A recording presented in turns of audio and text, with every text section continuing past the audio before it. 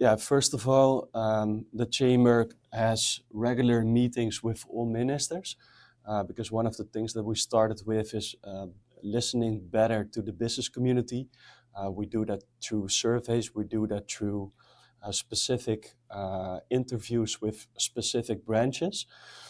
We collect all that data together, and then we have regular meetings with the different ministers throughout the year. Today is our first meeting with the Min Pres. We have a lot of topics to discuss. One of the things that we are going to discuss is basically he asked us at the beginning of the year for an advice. So for example, several tips how the economy contributes their fair share. What can we do with lowering tax burden? What is the role of the hotels in the economic responsibility and creating a fair level of playing field? So we created basically a whole document with an advice to the Min Pres.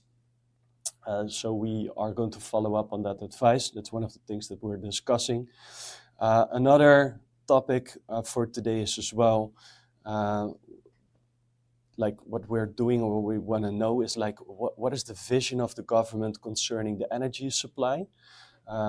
Because yeah, we see in there like the last couple of years, and we saw, for example, that the vision of the government was to make Aruba more green, but on the other hand, there was a contract signed with Eagle LNG for 20 years.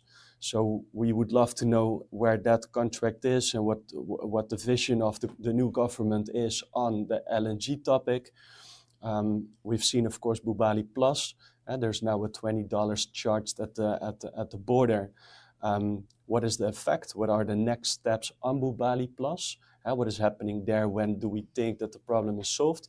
We heard as well many things already in the community that the cost of Bubali Plus, the whole cleaning water system, is way more expensive than budgeted.